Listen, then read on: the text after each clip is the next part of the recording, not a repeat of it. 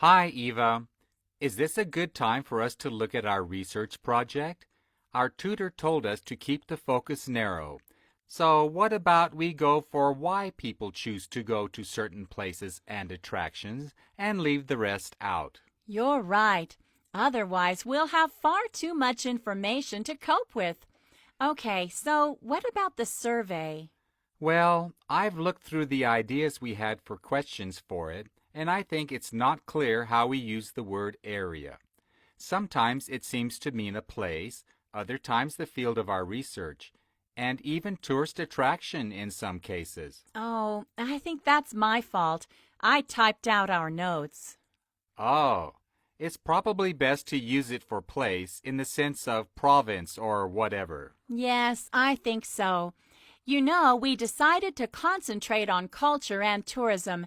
I wonder if we're really saying culture in the same way as most people do, because on our list of places to carry out our surveys, I see you've put the Round Music Festival, which is contemporary music. I thought we were going to be looking at more traditional forms of culture. That would be confirming these old-fashioned ideas that culture has to be something that's at least 100 years old. But that is what most people think. Well, let's not get into an argument about that right now. Let's think about the number of completed questionnaires we need. In total, how many questionnaires do you think we have to get?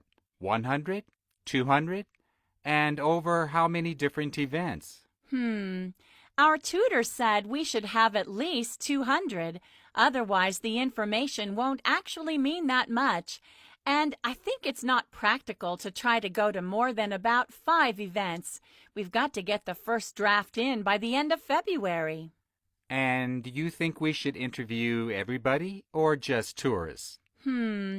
Because presumably there'd be local people, domestic tourists, and international tourists at some events. In fact, the more I think about it, the more I think we should just go for the tourists, but from overseas as well as national.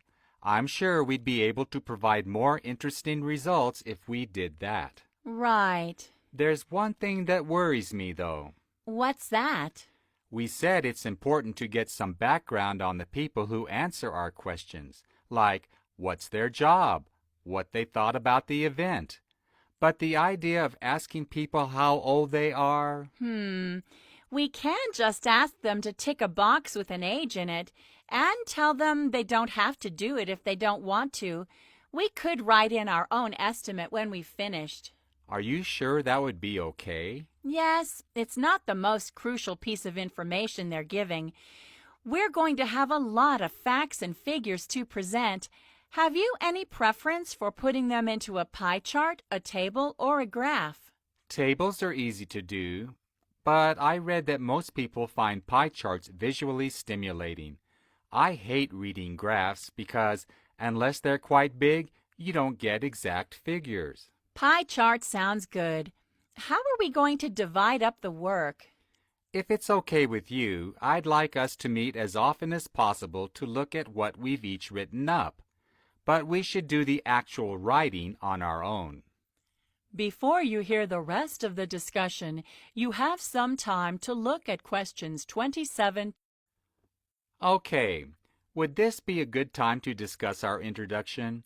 An overview of tourism around the world, looking at different tourist attractions in different countries. But there are so many to choose from, though, so let's narrow it down.